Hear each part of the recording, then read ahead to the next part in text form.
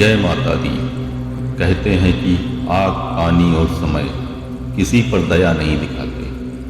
अगर अग्नि में हाथ डालोगे तो वह जलेगा ही, चाहे वो नादानी से हो या लापरवाही से। लेकिन अगर कोई जानबूझकर अग्नि में कूदे और वो भी अनजाने में हुए अपराध से प्रायश्चित के लिए, तो क्या आप विश्वास करेंगे?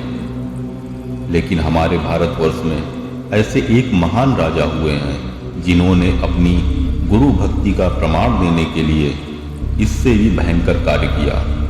आखिर कौन थे ये राजा और उस दिन ऐसा क्या हुआ था जो उन्हें ऐसा प्रायश्चित करना पड़ा?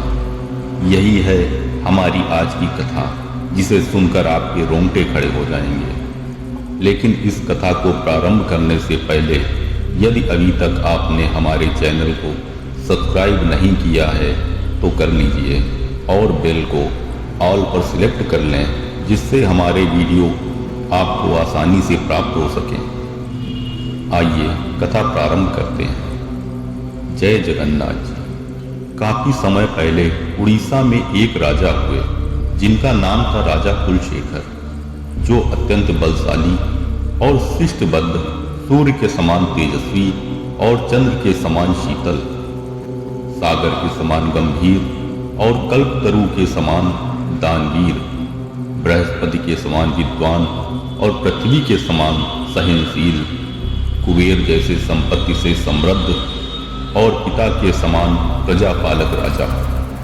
और इन सब से ऊपर उनके अंदर जो एक शिरोमणि गुण था वह यह था कि वह परम भगवान श्री हरि के अनन्य भक्त थे। वे देवी देवताओं, ब्राह्मण, साधु और सन्यासियों का हृदय से सम्मान करते थे और हरि कथा का श्रवण करने के लिए सदैव तत्पर रहते थे। इसी प्रकार एक दिन वे अपने राज दरबार में अपने महत्वपूर्ण मंत्रियों तथा राजसेवकों के साथ बैठे हुए थे। अनेक साधु और सन्यासी राजा के आसपास एकत्रित हुए थे और श्री हरि कथा का महोत्सव चल रहा था। ऐसे में अचानक राजा कुलशेखर के गुरुदेव वहां पधारे।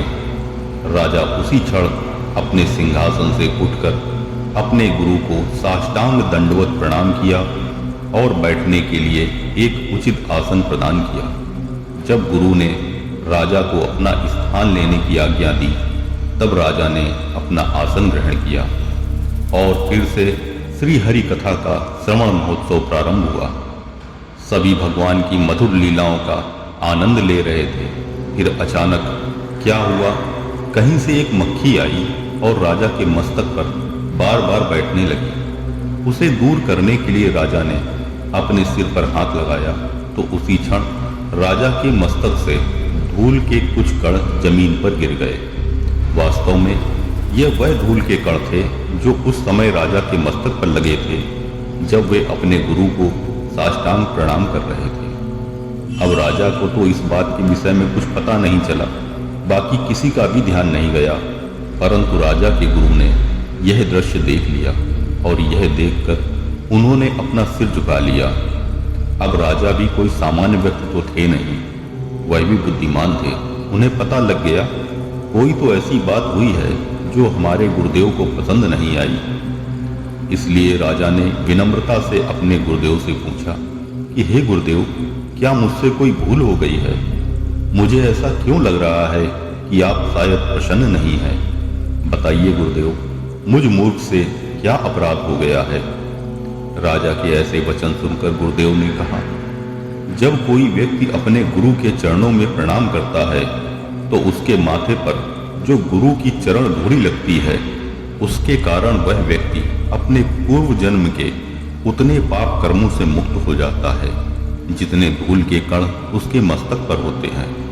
लेकिन हे राजन, तुमने अपने मस्तक से उस धूल के कण को हटा दिया है, तो क्या तुम कल्पना कर सकते हो कि ऐसा करने से तुमने कितने पाप कर्म एकत्रित कर लिए होंगे?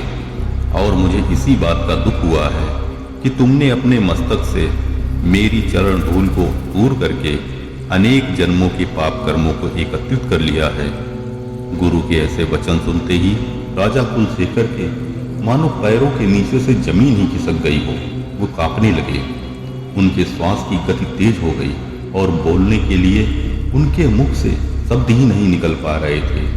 उनकी आंखें अश्रु से भर गईं और वे एक स्तंभ की तरह स्थिर हो गए। जब तक वे वापस अपनी चेतना में आए तब तक उन्होंने देखा कि उनके गुरु वहां से प्रस्थान कर चुके थे और इस कारण राजा की मना स्थिति और भी गंभीर हो गई। राजा ने अपने दरबार में बैठे विद्वानों से कहा कि हे विद्वानों, मैंने अपने गुरु के प्रति घोर अपराध किया है। कृपया आप शास्त्रों में से ढूंढकर मुझे बताइए कि मुझ अपराधी के लिए क्या कोई प्रायश्चित संभव है। क्या मैं अपने गुरु अपराध से मुक्त हो पाऊंगा? अगर यह संभव है तो शीघ्र ही मुझे उपाय बताइए। राजा की बात सुनकर पंडितों और विद्वानों ने शास्त्रों को खंगालना प्रारंभ किया। एक के बाद एक वेद, उपनिषद और पुराणों के पन्ने पलटने लगे और अंत में उन्हें कुछ मिला, लेकिन वो क्या था यह कहने की हिम्मत उनमें से किसी की नहीं हो रही थी। गुरु अपराध के लिए शास्त्रों द्वारा अत्यंत कठोर प्रायश्चित का प्रावधान था। ब्राह्मणों को इस प्रकार उदास और मौन देखकर राजा बोले, क्या बात है, क्यों आप लोग मुझे ये नहीं बता रहे हैं कि मैं किस प्रकार प्रायश्चित कर सकता हूँ? चाहे वो कितना ही कठोर क्यों न हो, लेकिन मैं सूर्य देव को साक्षी मानकर वचन देता हूँ कि मैं ये प्रायश्चित अवश्य करूँगा। राजा के दृढ़ निश्चय को देखते हुए विद्वानों ने कहा, हे राजन, हमें इस बात में कोई संशय नहीं है कि आप अपने वचन को पूरा करेंगे, लेकिन ये प्रायश्चित। बस इतना कहकर विद्वान जन फिर से मौन हो गए। राजा ने फिर से उनसे पूछा तो आखिर में ब्राह्मणों ने कहा कि हे राजन, जब कोई व्यक्ति अपने गुरु को दंडवत प्रणाम करता है और उनके समक्ष बैठता है तो ये करने से उसके शरीर में जितने भी धूल के कण लगते हैं उतने जन्मों के उसके पाप उसी क्षण नष्ट हो जाते हैं। लेकिन अगर कोई मूर्ख व्यक्ति अहंकारवश चरण धूल को अपने शरीर से हटा देता है, फिर वो इतने पाप एकत्रित कर लेता है जिसकी कल्पना नहीं की जा सकती। हमारे शास्त्र गुरु दोष से मुक्त होने का अत्यंत कठोर और केवल एक ही उपाय बताते हैं। उस व्यक्ति को 12 फुट लंबी, 3 फुट चौड़ी और 6 इंच मोटी एक बड़ी सी पीतल की परात बनानी पड़ेगी। इस परात को 4 स्तंभों पर स्थापित करना होगा। उसके नीचे अग्नि प्रज्वलित करनी होगी और यह तब तक जलनी चाहिए जब तक उस पर रखी हुई पीतल की परात गर्म होकर लाल न हो जाए।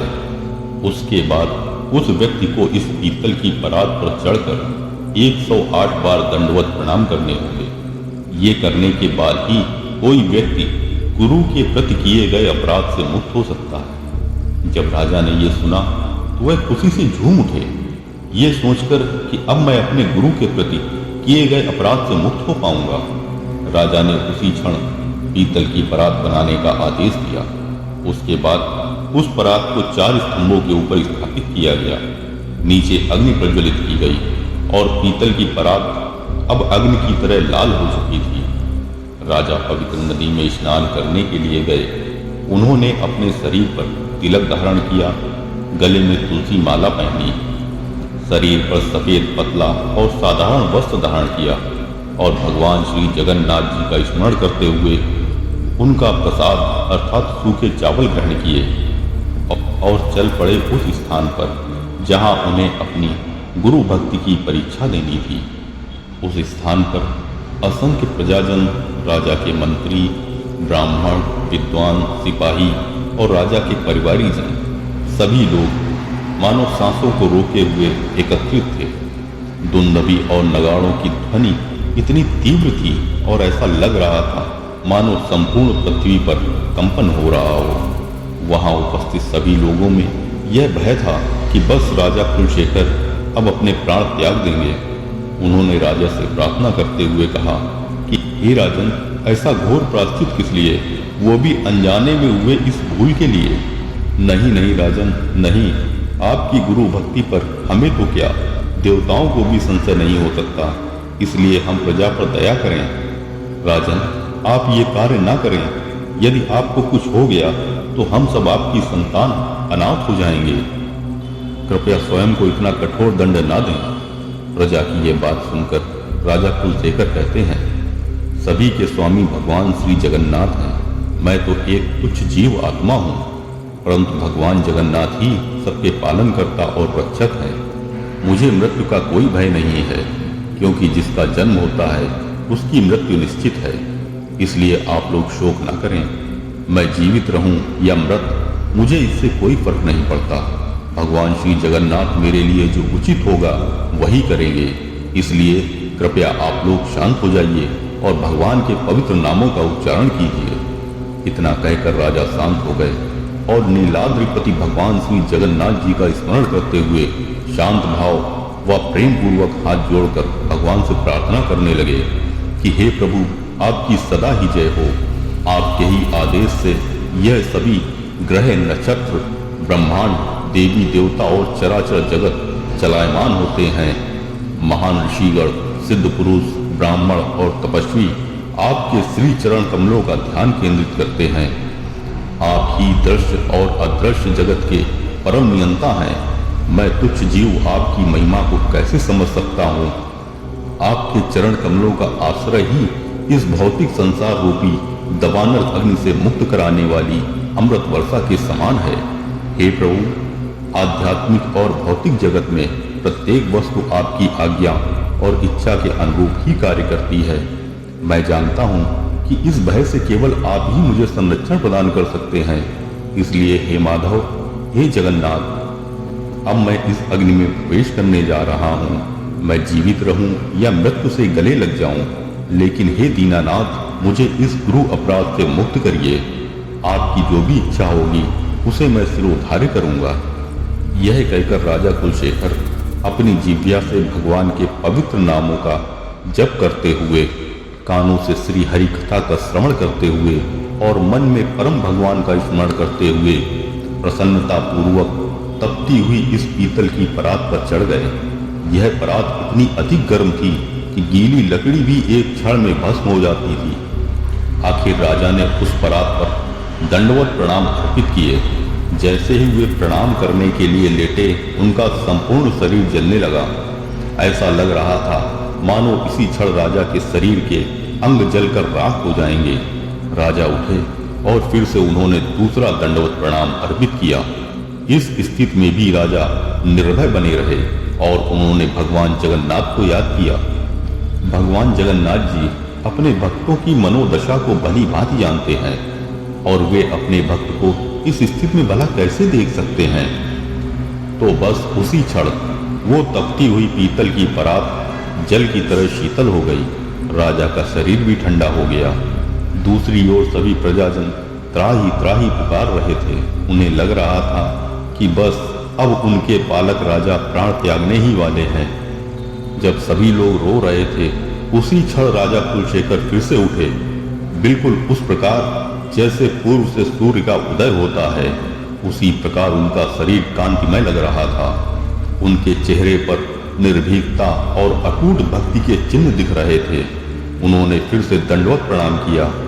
उस तपती हुई परात पर राजा ऐसे लग रहे थे मानो कोई श्वेत हंस जल में विहार कर रहा हो। इस प्रकार राजा ने 36 बार दंडवत प्रणाम अर्पित किए और फिर पृथ्वी डोलने लगी, चारों ओर कंपन होने लगा। स्थिति की गंभीरता को देखते हुए भगवान श्री जगन्नाथ जी उसी क्षण नीलगिरी को छोड़कर उस स्थान पर प्रकट हुए। उन्होंने एक सुंदर ब्राह्मण का स्वरूप धारण किया और वे राजा के पास पहुंचकर राजा का हाथ पकड़ा और तपती हुई परात से नीचे उतारा। ब्राह्मण के वेश में आए भगवान ने कहा, हे राजन, आज से आपकी कीर्ति पताका युगों तक ब्रह्मांड में फैलती रहेगी। आपके समान धार्मिक व्यक्ति ना तो कोई हुआ है और ना ही कोई होगा। आज इसी क्षण आप हर प्रकार के अपराध से मुक्त हो गए हैं और आप परम गति को प्राप्त करेंगे।